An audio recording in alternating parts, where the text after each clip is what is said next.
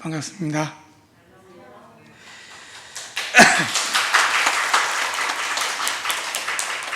이렇게 귀중한 설교 시간에 저에게 이렇게 간증할 수 있는 시간을 주신 목사님께 감사드리고, 지난 한 달간 저를 위해서 매일 기도해 주신 성도님들한테 인사드리는 게 맞다고 생각해서 이 자리에 섰습니다. 벌써 한 달하고 일주일이 지났네요. 제가 4월 18일 새벽에 업체에서 좀 중요한 작업이 있다 그래서 그날은 좀 일찍 출근을 했어요. 새벽에 일찍 출근을 하고 작업을 하는데, 좀 추워서 이제 제 사장실에서 작업을 하고 있었는데, 전열구가 제 머리 위에 하나 있고 앞에 하나 있었는데, 처음에 머리 위에 걸 켰는데 이 작업을 하는데 자꾸 머리가 너무 뜨거우니까 그걸 끄고 문 앞에 전열구를 켰어요. 그거를 켜놓고 이제 작업을 했는데, 작업을 하다가 잠이 들었는지 어땠는지 갑자기 이제 뻥 하는 소리를 들었어요.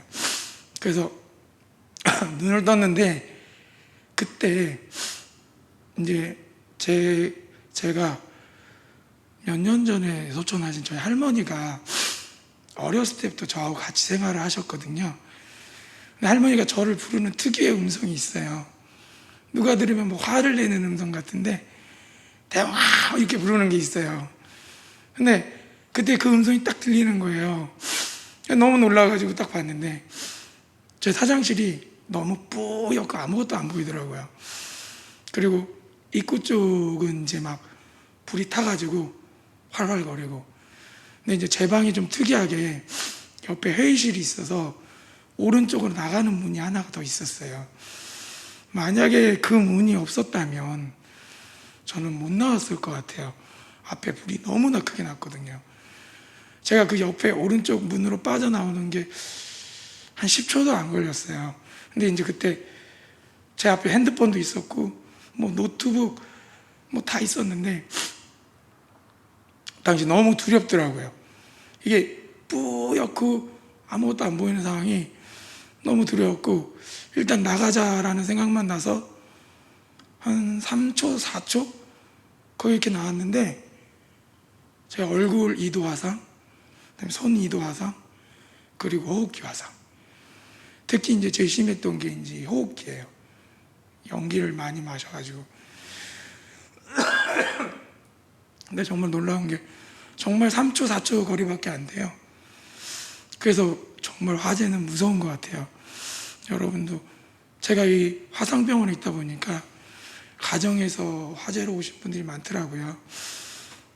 전기장판, 아니면 이제 뜨거운 물로 잘못해가지고 오시는 분들. 그래서 항상 주의를 하셔야 될 것 같아요. 우리가 아주 조금만 세세하게 생각할 수 있는 건데 항상 조심조심 하시는 게 좋을 것 같아요. 그래서 저 거기 빠져나왔는데 119에 신고를 해야 되는데 핸드폰을 놔두고 가서 다시 들어가려고 보니까 도저히 못 들어가 있어요. 불이 막 콜라 타고 있어서. 근데 이제 생각나는 게, 제 차에 제가 세컨드 폰이 하나가 더 있었어요. 제가 사업을 하다 보니까 제 주 폰이 이제 배터리가 닳면 그 폰으로 전화를 했거든요.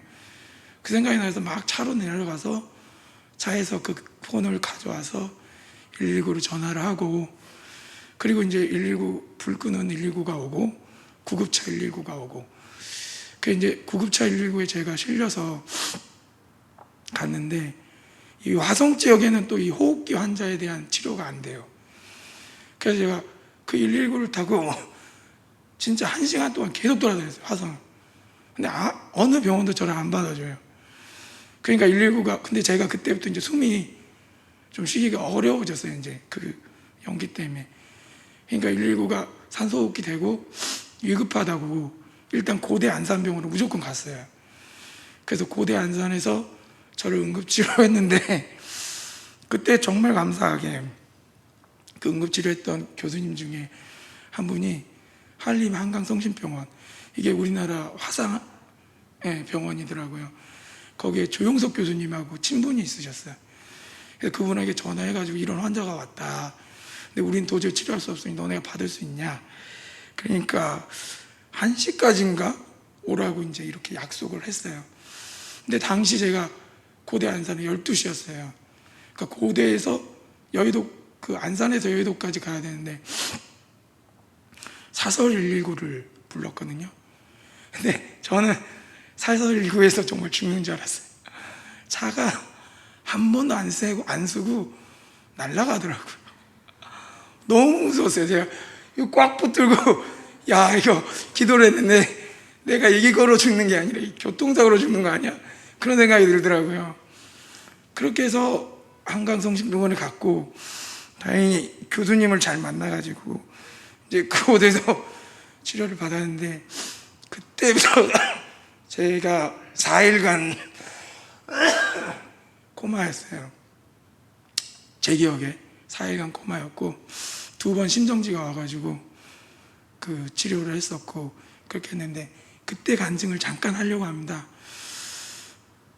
전날은 제가 갔는데 제가 손도 못 움직이고 아무것도 할 수가 없어요. 오로지 정신만 있어요. 정신만. 근데 간호사들이 저를 끌고 막 다니는 거예요. 막 이산에도 가고 뭐 어떤 도시에도 가고, 저를 막 너무, 그냥 제가 속으로, 야, 이런 환자를 왜 이렇게 끌고 다니지?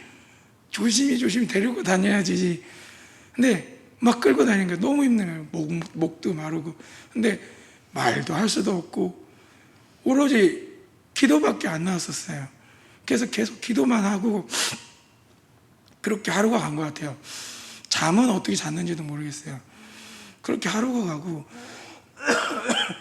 둘째 날이 됐는데, 둘째 날은 병원이 좀 모양이 달랐어요. 제가 첫째 날 병원은 거의 외부로 막 끌고 다녔고, 둘째 날 병원은 이렇게 안에 있더라고요. 응급실 안에. 근데 이제 그때 제가 대변을 막 그냥 물처럼 막 계속 싸는 거예요. 그러니까 저도 뭐 그런 건 처음 봤지만 막 파란 대변이 막 나오는 거예요. 근데 그때 이제 신입 간호사가 옆에 있었는데, 이 간호사가 정신을 놔버린 거예요. 저의 그 모습을 보고. 그래서 이제 대변도 치워야 되고 저를 치료를 해야 되는데, 그때 당시 막 선이 막 대변에 묻고 막 이래가지고 닦고 막 이러면서 호흡기 쪽에 선이 있었는데 그 선을 잘못 꼽았어요. 그러니까 제가 이렇게, 근데 그 정신은 제가 있어갖고 간호사한테, 야, 그거 그리 꼽으면 안 되는데, 그리 꼽으면 나 죽는데, 그런 생각, 손도 안 움직이고 뭐 아무것도 할 수 없어요. 오로지 정신만. 그래서 그때 이제, 아, 내가 이렇게 죽나 보구나, 이렇게 하나님한테 가나 보다, 이런 생각을 했어요. 근데 이제 그때 느낌이 어땠냐면, 우리가 물속에 팍 들어가면 숨을 이제 못 쉬잖아요. 탁한 느낌. 탁 그게 와서, 아, 이틀 만에 내가 죽는구나 라고 생각하면서 이렇게 하늘을 봤는데, 제가 알고 있는 하나님의 형상이었어요. 그림이었어요. 하나님이 저를 보고 이렇게 확 웃고 계시는 거예요. 그리고 주위에 이제 빛이 나고, 근데 그 순간 제가, 아, 내 천국에 가는구나. 그래서 내가 50평생 잘못 살지는 않았나 보다. 하나님 천국에 저를 데려가시는구나, 이제 그런 생각이 들었어요. 근데 제가 생각하기에 하나님이 저 데리러 왔으면, 대영아 빨리 와라 이러면 좋을 것 같은데 그냥 웃고만 계세요, 거기서. 그래서 왜 웃고 계시지? 근데 원래 숨을 못 쉬어야 되는데 숨이 진짜 아주 조금씩 새는 거예요. 죽지 않나? 그런데 갑자기 선임 간호사가 와가지고, 수간호사죠. 그 신입 간호사한테 막 뭐라 하면서, 이 환자 죽으면 너가 책임질 거냐고, 그러면서 이제 호흡기 그것도 제대로 꼽아주고 정리를 싹 해줬어요. 그렇게 해서 이제 이틀이 지났고 3일 차에 갑자기 간호사가 저한테, 환자분 모든 걸 내려놓으셔야 살 수 있습니다, 이렇게 얘기를 하더라고요. 근데 제가 둘째 날 하나님 뵙고 셋째 날 또 모든 걸 내려놓으니까 이게 무슨 말이지? 저는 도저히 이해가 안 갔어요. 근데 그 셋째 날에 제가 생각나는 건 영화를 3편 찍었어요. 제가 환자인데. 그래서 첫 번째 영화에서 죽었고 두 번째 영화에서도 죽었어요. 그래서 세 번째 영화를 찍는데 이제 밤이더라고요. 근데 간호사가 제 발에다가 엎드려서 계속 울어요. 막 정말 서럽게 울더라고요. 엉엉엉. 그러면서 환자분 모든 걸 내려놓으세요. 모든 걸 내려놓으세요. 자꾸 그러는 거예요. 근데 저는 솔직히 지금도 그 말이 무슨 말인지 잘 모르겠어요. 근데 모든 걸 내려놓으라고 하는데 제가 이제 속으로 그랬죠. 뭘 내려놓으라는지 얘기를 해야 내가 내려놓을 거 아니냐. 뭐 어떤 걸 내려놔야 될지 아무도 모르겠는 거예요. 근데 세 번째 영화를 찍고 있는데 그 와중에 이제 그 예수님이 제가 봤던 그림은 우리 그 문 두드릴 때 예수님이 문 밖에 서 계시는 모습이셨어요. 그 모습으로 제가 원래 좋아했던 성경 말씀인데 내가 능력 주시는 자 안에서 내가 능치 못할 일이 없으리라 이 말씀을 저한테 해주셨어요. 그래서 내가 내려놓으라는 거하고 이 말씀하고 무슨 관계가 있나 하는 순간에 갑자기 찾았다 그러면서 막 박수 소리가 들리는 거예요. 박수 소리가 들리고 하여튼 막 시끌벅적했어요. 이제 제가 나중에 응급실에서 보니까 제가 응급실에 있을 때 2분이 돌아가셨거든요. 근데 이게 심정지 와서 막 하고 돌아가실 뻔하다가 이제 살려내면 응급실 불이 막 깜빡깜빡거리고 막 박수를 치고 살았다고 환호를 해요. 근데 아마 그때가 그거 같아요. 그러면서 제 몸에 이제 계속 까만 그 연기를 밖으로 제가 이제 이 목을 뚫고 그리로 빼냈었는데 아마 3일째에 되게 중요한 게 있었다고 했었어요. 그래서 이틀째 저희 아버지하고 저희 와이프를 불러놓고 교수가 마음의 준비를 해라. 이건 50대 50이다. 그래서 아버지도 그렇고 와이프도 되게 많이 놀래서 기도하고 그랬었다는데 3일째 그게 이제 빠져나온 거예요. 그게 빠져나와서 이제 그 응급실에서 박수치고 막 그랬었던 것 같아요. 그리고 이제 4일째 죄송합니다. 그리고 이제 4일째 교수님이 방문을 하셨어요. 교수님이 방문하셔가지고 어떤 젊은 조교수를 저한테 소개를 하더라고요. 그러면서 이 선생님이 환자분 살렸다고 3일 동안 밤낮 그걸 뺐대요. 그래서 사진을 보니까 처음에는 거의 꽉 막혀 있어요. 까맣게. 그리고 그게 이제 조금씩 빠져나가서 지금은 98% 이상. 제가 태어날 때는 교수님이 농담으로 그랬어요. 보통 사람보다 더 건강하다고. 이제 외형적으로는 더 아프고 그런 건 없는데 이제 이 목하고 제가 이제 언어적인 거 이런 것만 좀 그리고 이제 얼굴에 이도화성이 있는데 이런 거 빼고는 정말 하나님께서 저를 지켜주셔서 건강하게 된 것 같아요. 그러면서 이제 교수님이 이제부터 제2의 인생입니다 라고 얘기를 하시더라고요.